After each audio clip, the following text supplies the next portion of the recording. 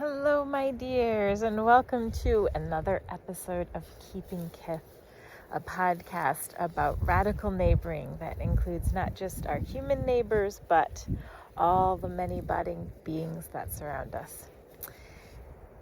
Every week, I sort of try to find a different neighbor to keep Kith with. So if you've been following along, you know I move around a little bit. I live here in western South Dakota, on the short grass prairie. So most of my neighbors are not human. We have a lot more non-human neighbors than human neighbors in this part of the world. If you've been following along, you also know that it seems like every single week I say, oh, this week I was going to come out to be with the horses, or I was going to come out to be with the cottonwood trees, and but it's so windy, I'm scared you won't be able to hear me. That is true once again. I also usually keep my face off camera for those that are watching instead of listening, because I kind of want it to be more about the neighbors other than me.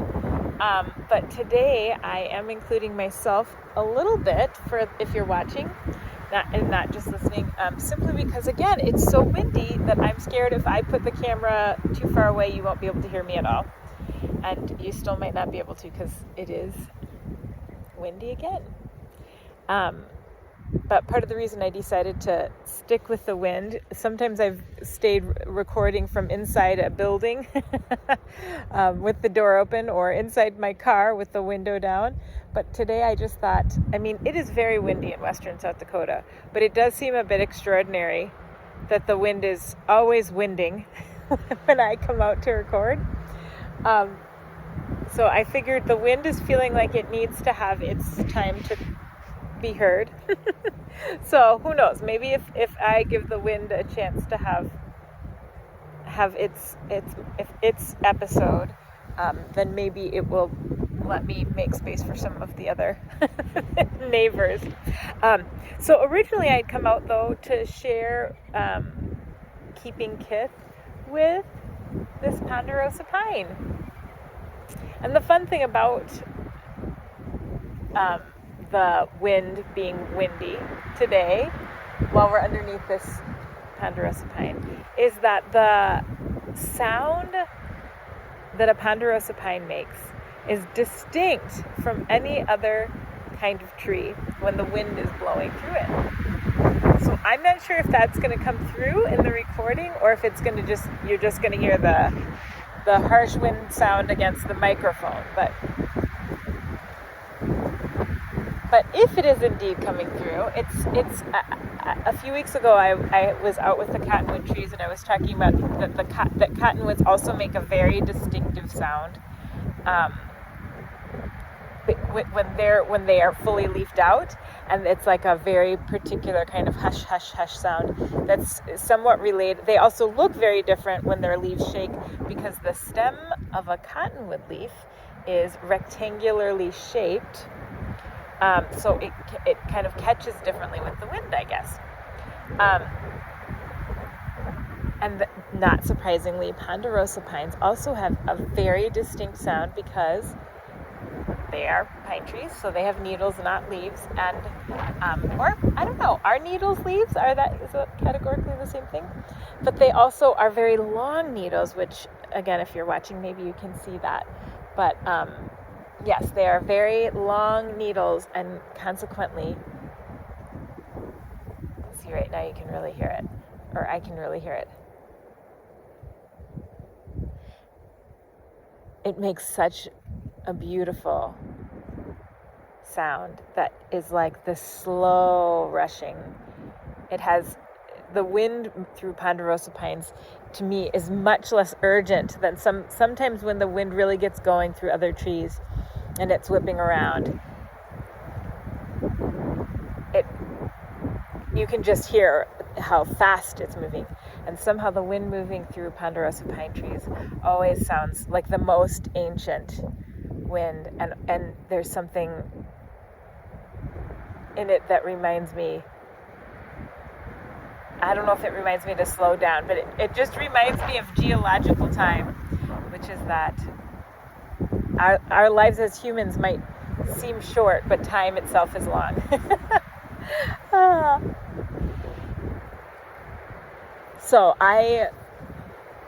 And the other thing that's wonderful about ponderosa pines is they smell really good.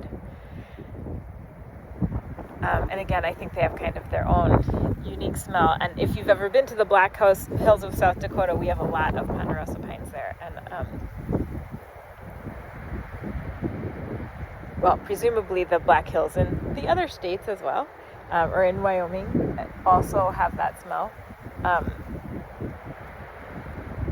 But it always, when I sort of step out, if we've driven from our ranch down to the Black Hills, and when I first step out and I smell that smell, it's always just such a welcome thing. So we don't have a whole lot of ponderosa pines up here on the plains, but we do have some, including this one.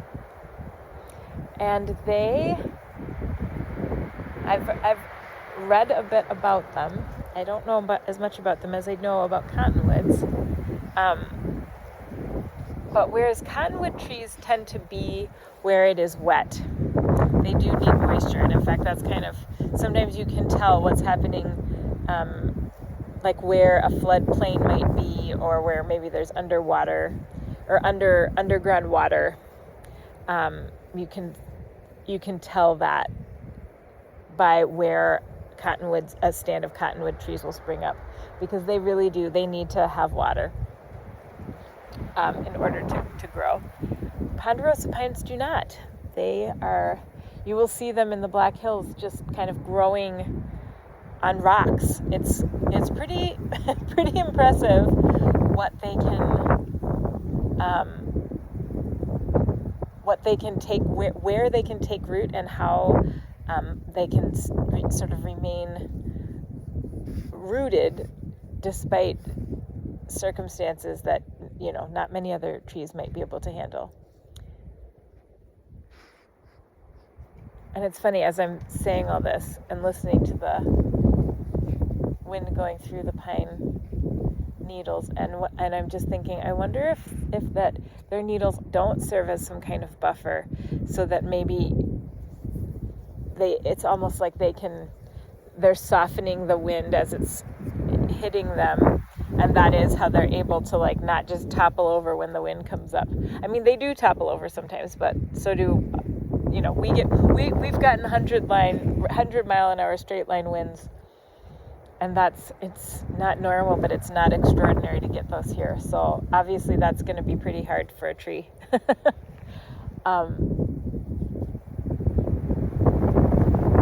Yeah, maybe those pine needles help. And perhaps that's why when I hear that sound, it kind of reassures me. I don't know. Plus, they have really big and fun pine cones. I feel like they're the kind of pine cones that when you're a city kid, you end up doing your preschool and kindergarten. Like these are the kind of pine cones that you end up crafting with. I don't know why I picked them, but I feel like I remember making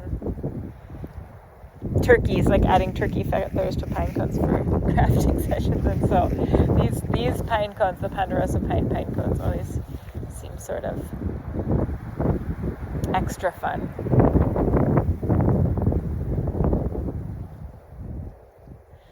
So meanwhile, we've been having very warm weather, continuing to have unseasonably warm weather, and things are happening earlier than they would normally. We've got the lilacs are starting to bud out, and at this time of year we wouldn't be at all surprised normally to have snow,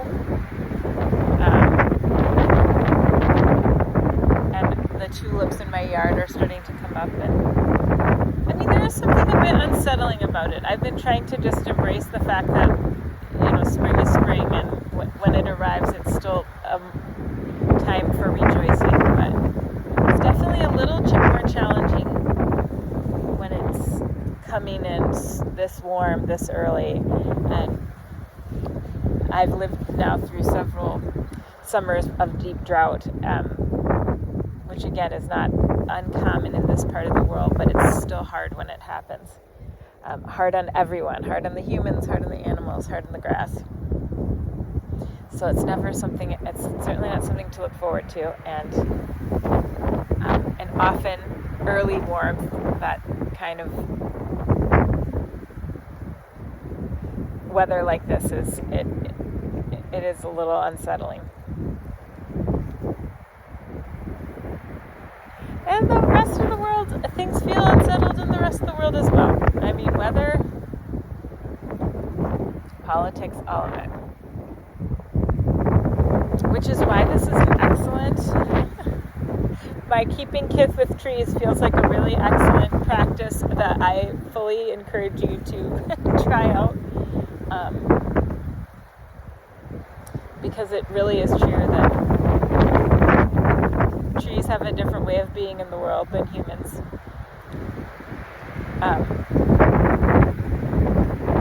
The folk opera that I was working on, or that we were performing last summer and we were touring with, called The Grass Widow, one of the narrator and one of the main characters of the play is a cottonwood tree. And that's one of the things she talks about, just how it's different for trees because they can't leave where they are. And if you imagine that kind of rootedness and how it might change your sensibilities and the way you interacted, the stories you told yourself. I don't know. Obviously, that was what I was thinking about when I wrote it. What would that be like?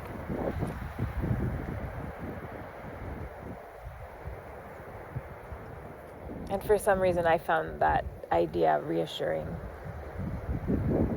Which I guess I could say more about, but I'm not. But I don't think I will. Now, meanwhile, this past week marked the first interview. I conducted my very first interview for a podcast that will be coming out in June. And I bring it up because, so this is called Keeping Kith, and this practice of keeping Kith has been very informal and really is me just taking my phone out, wandering out somewhere and chatting at you. But in some ways it was a little bit, doing this was practice for me because I had a bigger idea that was more formal, that was going to take a lot more planning and organization and production. But this was kind of the entry point, and I wanted to try this out before I started the other project. But the other project will be coming out in June. It will also be called Keeping Kith. It will be a 5-episode arc. And I am getting to talk to all kinds of people people I know well and adore, people I don't know at all, but whose work I admire, people who have been recommended to me. And all with this theme of keeping Kith. What does it mean to sort of reimagine our idea of neighboring, to extend to our more than human neighbors?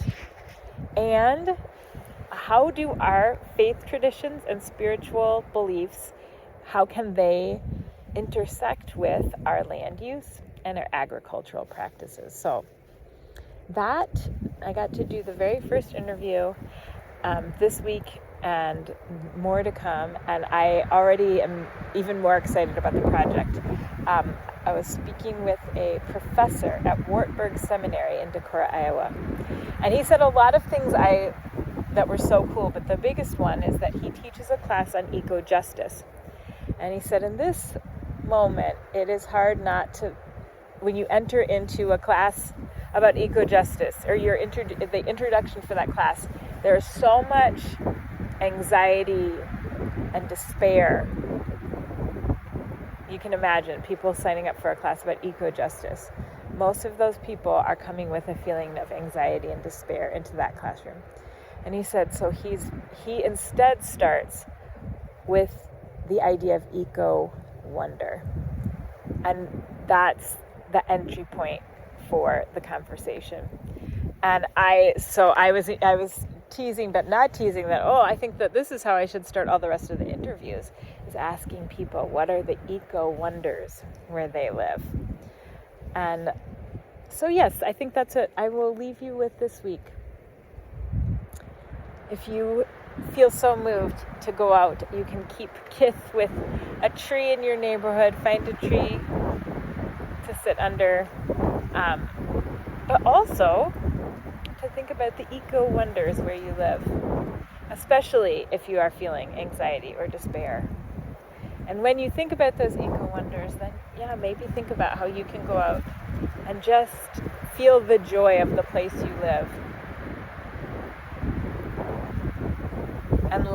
and let yourself rest in that. So until next time, I hope you all are able to keep Kith with whomever comes across your path or whomever you seek out. And I wish you all well.